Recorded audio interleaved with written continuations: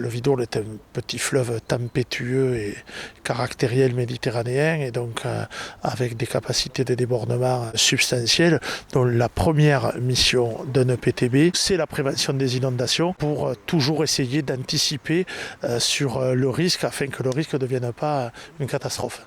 Le PTB intervient dans différents domaines et en fait on a une pluridisciplinarité des interventions des agents, c'est-à-dire qu'on peut intervenir à la fois sur la problématique inondation, sur la problématique de gestion des milieux aquatiques, sur les problématiques en liaison avec la préservation de la ressource en eau ou la protection des milieux naturels. Alors en fait la mission ici c'est un projet mené par le CNRS en partenariat avec le PTB Vidourle. Du coup on s'est aperçu d'un retour de la loutre ces dernières années sur les cours d'eau et notamment les fleuves méditerranéens. Donc sur ce projet le but c'est de comparer 3 méthodes de recherche de la loutre sur les cours d'eau. Donc on a une première méthode qui est le piégeage caméra, donc on va poser des pièges caméra pour essayer de capturer la loutre en vidéo. La deuxième méthode c'est la recherche d'empreintes et de traces d'excréments de loutre au bord des cours d'eau, qui est une méthode de recherche physique. Et la troisième méthode c'est une méthode par analyse d'ADN environnemental, donc ça consiste à prélever de l'ADN dans les cours d'eau et à comparer l'ADN qui aura été prélevé à des bases de données. La loutre c'est une espèce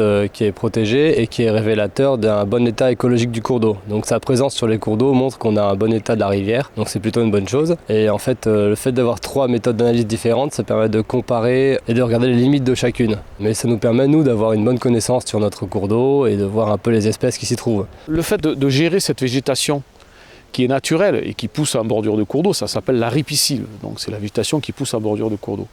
Le fait de la gérer, de la laisser se développer aussi, permet de prévenir de la formation de bouchons, notamment, ou d'amoncellement de branchage au niveau des ouvrages, au niveau des ponts.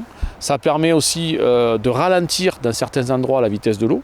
Et le fait de ralentir, ça permet de favoriser l'expansion des crues et donc de protéger les zones qui sont plus exposées en aval. Quand il y a des crues, la digue empêche que l'eau passe de l'autre côté pour ne pas inonder Marciargues ou tous les champs. Le but de ce chantier, c'est d'empêcher les lapins de rentrer dans la digue.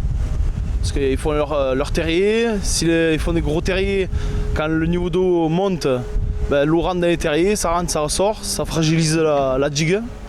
Alors là, nous sommes là pour empêcher ça. On pose le grillage. Si la digue est affaissée ou elle s'abîme, le jour des inondations, l'eau passe et ça peut faire ravage.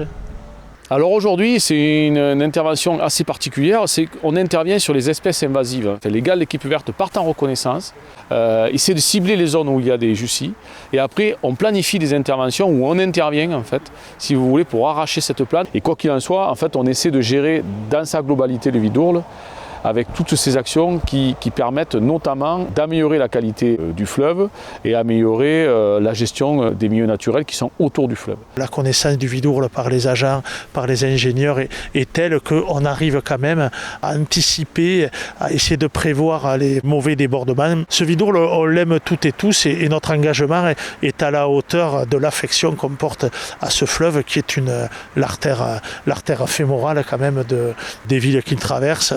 Saint-Thibault, Sauve et puis Sommières plus bas.